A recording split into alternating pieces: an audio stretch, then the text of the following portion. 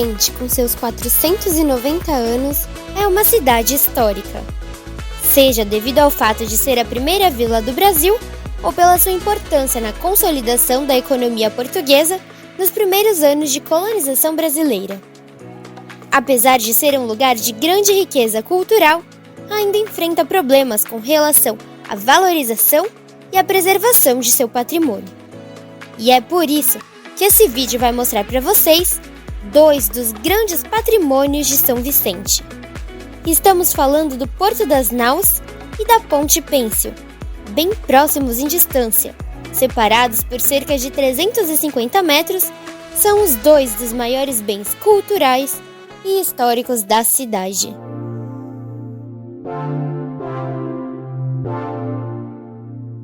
O Porto das Naus, nas proximidades da Ponte Pêncil, pode ser alcançado em linha reta pela Avenida Tupiniquins, seguindo em direção à Praia Grande na margem direita da pista. Tombado como patrimônio histórico nas esferas municipal, estadual e federal, o que hoje chamamos de Porto das Naus, na verdade, são as ruínas de um engenho de açúcar datado da segunda metade do século XVI, o qual acredita-se ter sido construído sobre os alicerces e paredões do referido porto. Os indícios apontam que o Porto das Naus já era usado por volta de 1510 por Cosme Fernandes, bacharel de Cananéia, um indivíduo misterioso que havia sido expulso de Portugal e que aqui, no Novo Mundo, fez riqueza com o tráfico de escravizados indígenas. Provavelmente era deste lugar que embarcavam os indígenas capturados nas guerras entre grupos rivais no alto da serra e posteriormente vendidos para embarcações europeias, que rendeu a São Vicente a alcunha de Porto dos Escravos. Ali funcionava também um ponto de produção e comercialização de produtos do povoado de São Vicente. Além disso, o porto era usado como estaleiro para a construção de bergantins, pequenos barcos de reparo de embarcações maiores. Na época do bacharel de Cananéia, São Vicente ainda não era oficialmente uma vila, mas sim um povoado que existia sem o consentimento da coroa portuguesa. Por isso, o Porto das Naus foi construído longe das vistas de quem passasse pelo alto mar ou pela Baía de São Vicente, já que o Porto das Naus é encoberto pela encosta do Morro do Japuí. Para alguns estudiosos, o lugar recebe este nome porque era ponto de embarque e desembarque de naus, que são navios usados na travessia atlântica quando os portugueses chegaram aqui. Nessa linha de raciocínio, segue o mais importante pintor da região, Benedito Calixto, que criou várias obras visuais, destacando a chegada da esquadra de Martim Afonso de Souza pela Baía de São Vicente. Segundo essa tese, a Grande Ressaca, ou maremoto, que acabou com a primeira vila de São Vicente, também assoreou a entrada do Mar Pequeno, impossibilitando, a partir daquele momento, a entrada de navios maiores.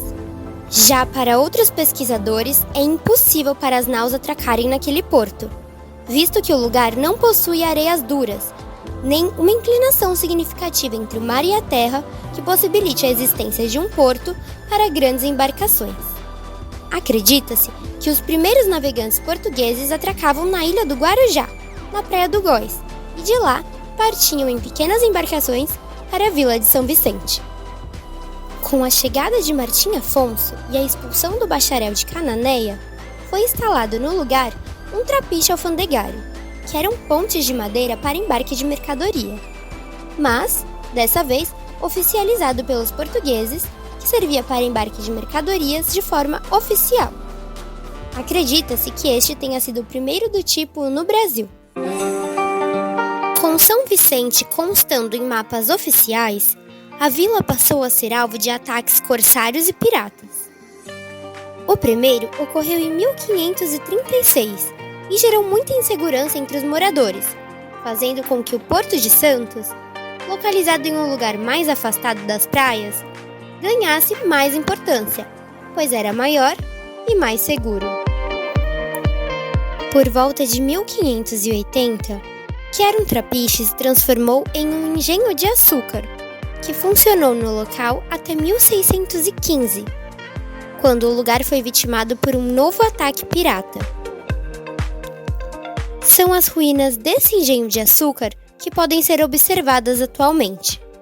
Além do engenho, havia um novo trapiche e uma capela.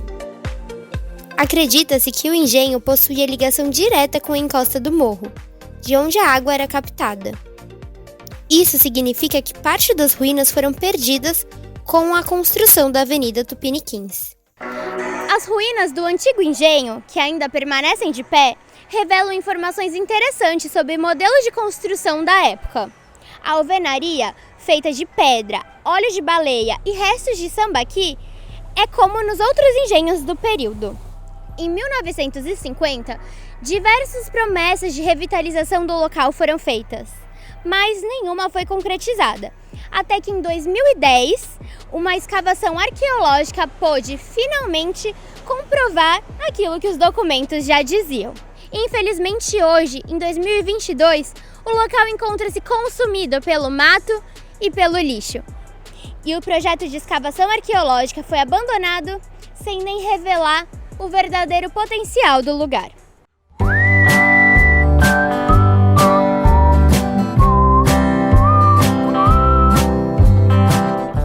São Vicente também abriga uma das construções mais significativas do Brasil.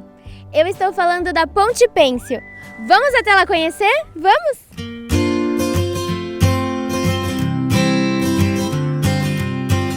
Essa é a famosa Ponte Pênsil. Ela leva esse nome porque é suspensa, ou seja, sua principal sustentação é feita pelos cabos de aço que ligam as torres de uma extremidade à outra. Um ícone! Essa é uma ótima maneira de definir a Ponte Pênsil. Mais do que uma grande construção ou ponto turístico, a ponte se destaca por sua história de pioneirismo. Por muito tempo acreditava-se que ela era a primeira, mas hoje sabemos que em Recife, Pernambuco, existiu uma de vida curta, ainda no século XIX. Além disso, a ponte é tombada pelo Condefat desde 1982. Se você utiliza a Ponte Pênsil para chegar até a Praia Grande, chegou a hora de você descobrir a história desse cartão postal vicentino. A história da Ponte Pênsil começou em 1910. Na época, o grande desafio era livrar as cidades de Santos e São Vicente das inúmeras epidemias que assolavam seus moradores e impediam o crescimento da economia local. Os engenheiros Saturnino de Brito e Miguel Presgrave foram encarregados de traçar um plano para melhorar as condições sanitárias do local. Então, deram início a uma série de obras de saneamento. Desse plano, também faz parte a construção dos conhecidos canais de Santos. O objetivo inicial era de que a ponte desse suporte à instalação de uma tubulação para conduzir o esgoto coletado em Santos e São Vicente para o lançamento no Oceano Atlântico, onde hoje fica a Praia Grande. Para sua realização, todo o material foi importado da Alemanha e chegaram em partes por meio de 10 viagens de navio, que saíram de Dortmund entre os anos de 1911 e 1912 e tinham como destino o Porto de Santos. O modelo de ponte é similar a outras do período, tais como a Ponte do Brooklyn em Nova York, construída 2 décadas antes. A de São Vicente, menor em extensão e largura, tem de um lado ao outro 275 metros de comprimento, 6,4 metros de largura e é toda de ferro, pesando cerca de 550 toneladas. As 2 torres que ligam os cabos de aço têm 23 metros de altura. Os cabos são ao todo 16, conectando as extremidades da ponte. Uma curiosidade é que existem 8 metros de cabos de aço enterrados em concreto, no solo. Pela complexidade, a Ponte Pênsil é uma das grandes conquistas arquitetônicas do período no Brasil. A inauguração da ponte aconteceu no dia 21 de maio de 1914. 20 automóveis vindos da capital traziam elegantes senhoras e senhores de polaina, chapéus de coco, gravatas pretas para participar da festa. Entre as personalidades estavam Afonso Schmidt, Saturnino de Brito, Rodrigues Alves, Washington Luiz, Benedito Calixto e muitos outros. Também nesse dia aconteceu o primeiro acidente e o primeiro congestionamento. O motociclista bateu na traseira de um coche e caiu, fraturando o crânio. O presidente Rodrigues Alves corta a fita inaugural e a multidão avança. A ponte começa a balançar e as pessoas ficam em pânico. Alguns relatos dizem que muitos se jogaram no mar com medo que a ponte ruísse. Mas, sustentada pelos cabos de aço, a ponte aguentou firme. Ao longo de mais de um século de existência, a Ponte Pêncil passou por algumas reformas.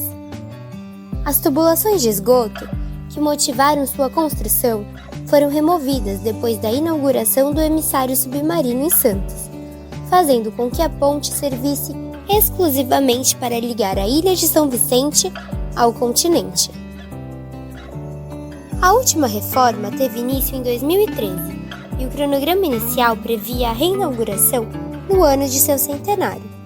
Mas, após seguidos atrasos, a ponte foi reaberta em 2015. Essa foi a maior de todas as reformas, onde parte da estrutura corroída foi substituída, assim como o tabuleiro de madeira, usado para a passagem de veículos, trocado por um piso menos escorregadio. Os moradores mais antigos dizem sentir falta do estralo causado no contato entre os carros e as velhas tábuas. O ponto mais importante da reforma foi a troca dos já centenários cabos de metais, que davam sustentação à ponte. Em 1982, foi inaugurada a Ponte do Mar Pequeno, para dar mais fluidez aos veículos que seguiam para a Praia Grande. A Ponte Pêncil impulsionou ainda mais o desenvolvimento da Baixada Santista, já que, para Santos, foi parte importante na modernização de seu sistema de esgoto. Para São Vicente, que ainda não contava com grandes construções para fazer-lhe jus à grandeza do título de Primeira Vila do Brasil, a ponte foi um monumento artístico, turístico e cultural. Finalmente, os vicentinos tinham um pé na modernidade e um monumento para se orgulhar. Para as áreas do sul da Baixada Santista, como Praia Grande, Mongaguá e Itanhaém, que ainda não eram municípios, a ponte passou a ser o primeiro acesso rodoviário ligando a Ilha de São Vicente a estas regiões, o que significou a modernização destes lugares, até então distantes, já que o acesso por carro tornou o percurso mais rápido e seguro. Por toda a sua importância, a Ponte Pêncil é conhecida internacionalmente e patrimônio tombado pela municipalidade e por instâncias estaduais. Além disso, hoje é o principal símbolo do Vicentino. Espero que vocês tenham gostado do vídeo e tenham conseguido perceber a importância de São Vicente para a formação econômica, territorial e cultural do Brasil. Devemos preservar e valorizar essa nossa riqueza. Essa é a nossa missão. Muito obrigada!